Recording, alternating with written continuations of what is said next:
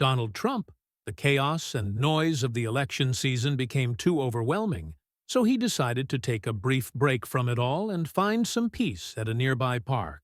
As he sipped his coffee, he hoped the gentle hum of the flowers, birds, and buzzing bees would help him unwind.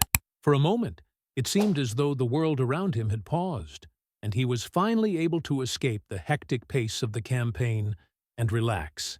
However, his peace was shattered when his eyes landed on Joe, a Democratic police officer.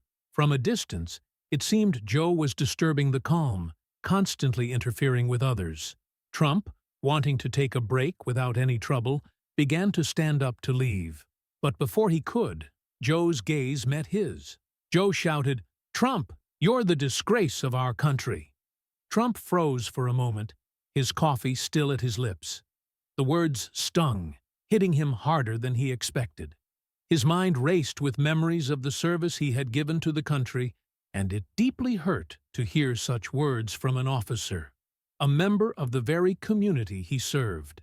Anger began to bubble up within him, but he took a deep breath, trying not to escalate the situation. But Joe wouldn't let up. He shouted again, "You're a disgrace!" Trump, realizing he couldn't ignore this any longer, turned around, his temper flaring.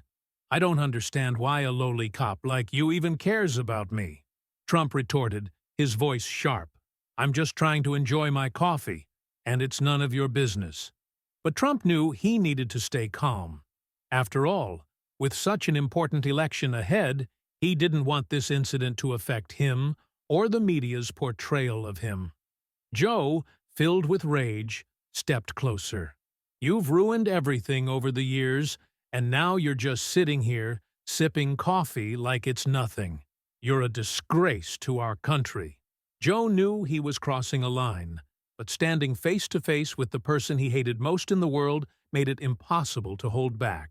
In a flash, Joe lunged at Trump, knocking him down and handcuffing him. "You deserve this, sir," Joe shouted. Onlookers gasped in shock, filming every moment. As Trump hit the ground, he chuckled. "You're going to get into big trouble for this, Joe." Joe, his voice loud and defiant, yelled, "I know, but I'll never regret what I've done." In that moment, neither of them could foresee the consequences of what had just transpired. Joe, unable to control his anger, continued to insult Trump in front of the cameras. Trump, still lying on the ground with a calm smile, spoke to the cameras, "This is all going to turn upside down." This encounter was a pivotal moment for both of them, and it would create a huge stir in the media leading up to the election. Joe's actions in that park, unexpectedly, created a massive ripple effect.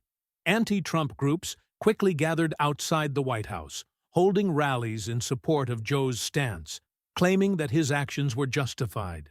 The protests, filled with slogans highlighting the threat Trump's policies and behavior posed to America's future, grew rapidly, spreading across the city and making headlines as the media live-covered the events. Everyone was talking about the rising public backlash against Trump. Back in the White House, Trump sat alone, feeling the weight of everything spiraling out of control. The stress and pressure were mounting by the day. He buried his face in his hands and slammed his head onto the desk. "It was just a coffee. The cost of one coffee shouldn't be this high," he shouted, his voice choked with emotion. He was miserable. The peaceful moment he had sought in the park had turned into a disaster.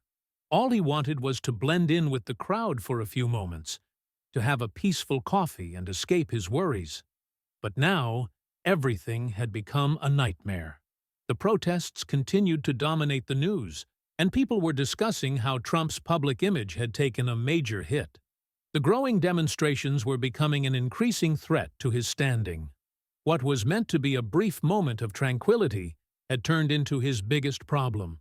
Sitting alone in the White House, Trump felt as if everything had slipped through his fingers. The cost of that one moment of peace had been far greater than he ever could have anticipated. Trump stood up slowly and looked out the window, his gaze distant. He couldn't predict what was going to happen next. He took a deep breath and made a decision. He needed a plan to get through this, as things were escalating far too quickly. After some time, Trump had formulated a plan. He sat back in his office, aware of how much the situation had spiraled out of control. His eyes drifted out the window, but now it was time to think of a strategy. After a long silence, he stood up and grabbed his phone. He found the address of the jail where Joe was being held and started making preparations for the journey. His plan was set. He would face Joe and give him a chance to make things right. Trump had figured out how to arrange a meeting with Joe. It wouldn't be easy given Joe's anger and stubbornness, but somehow he knew he had to convince him. Trump was certain that publicly fixing things with Joe would allow him to regain his lost prestige and the support of the public. When Joe found out that Trump wanted to meet, he hesitated at first, but eventually he reluctantly agreed, realizing that Trump's offer was a chance to redeem himself. Trump aimed to secure Joe's freedom while also restoring his own reputation in the public eye. Trump's plan was to hold a public rally where he would ask Joe to apologize for his actions in front of everyone. This apology would not only help Joe regain his freedom, but also enable Trump to rebuild his reputation in the eyes of the public. Trump was sure this plan would benefit both parties. As he drove toward the jail, he hoped everything would go smoothly and that Joe would accept the offer. Joe, initially resistant, eventually accepted Trump's proposal. Behind prison walls, Joe realized this opportunity could be his chance to make things right. After all, a public apology could change his life and remove the threat that hung over him. On the day of the rally, Trump prepared for the big event. The crowd was massive, buzzing with excitement and energy.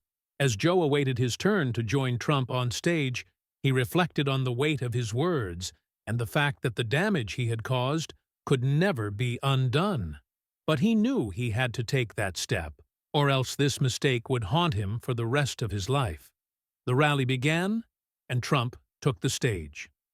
Cameras and the crowd followed his every move. When the moment came for Joe to step forward, he took a deep breath and walked to the stage. As he reached Trump, the crowd fell silent, eager to see what would happen next. Joe exhaled deeply and looked at Trump. "Mr. Trump," he said, "I'm here today because I acknowledge that what I said and did was wrong. My thoughts about you, they were wrong. I know everyone makes mistakes, but today I am here to correct mine. I'm here to meet with you, and I'm sorry." The crowd sat in stunned silence as they listened to the apology. Trump, with a smile on his face, responded, "Thank you, Joe. This country needs people who are strong enough to apologize and learn from their mistakes. This step is a new beginning for all of us." In the end, everything seemed to fall into place. Joe regained his freedom, and Trump restored his reputation in the eyes of the public. But something else lingered. This event hadn't truly been a win for anyone. The apology and reconciliation had, for a moment, offered a powerful lesson. Yet, it had also left deep emotional scars behind. As Joe walked away from the crowd, he felt a sense of relief in his conscience. But there was still an emptiness within him, an ache that couldn't be soothed. He had done what he thought was right, yet the weight of past decisions clung to him like a shadow. Trump, too, felt the heavy responsibility of his victory.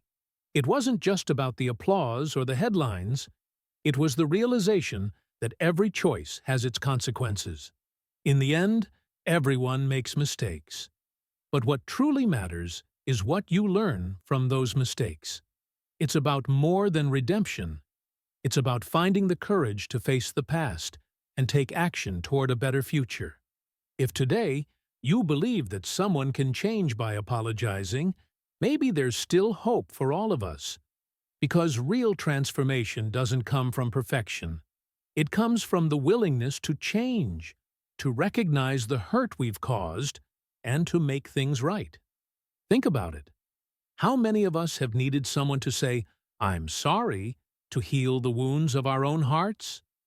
Nobody's perfect, but what matters is not letting everything fall apart. It's about choosing to take that one step that courageous leap of faith to try again. What would the world look like if we all embraced the possibility of change? So, do you think we can really forgive, even when it's the hardest thing to do? Can we rise above our pain and allow ourselves to believe that second chances are worth fighting for? And sometimes, in our darkest moments, can the most unexpected people show us the path to redemption? What if the very people we least expect have the power to guide us to the light? It's in those moments of doubt, of struggle, that we often discover what truly matters. But the question is, are we ready to embrace that change and step into a future full of possibility? What do you think? Can we forgive and heal? Or is it too late? Share your thoughts, because the truth is, we all need to hear each other's stories. Together, we might just find the strength to move forward.